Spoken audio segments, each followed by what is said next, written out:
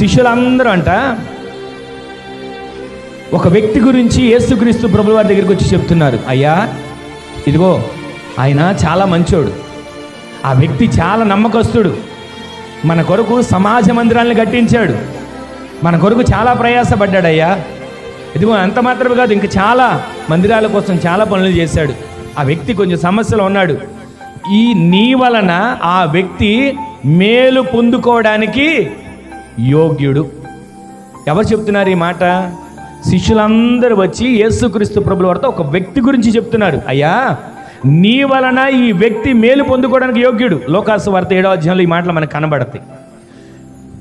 నీ వలన మేలు పొందుకోవడానికి ఈ వ్యక్తి యోగ్యుడు, నీ వలన మేలు పొందుకోవడానికి వ్యక్తి యోగ్యుడు. ఎందుకంటే సమాజ మందిరం కట్టించాడు, ఎందుకంటే మనందరం ప్రార్థన చేసుకోవడానికి అనుకూలతలు కలుగు చేశాడు. ఈ వ్యక్తి ఏది కావాలని చేస్తాడు. చాలామంది ఉంటారు కదా,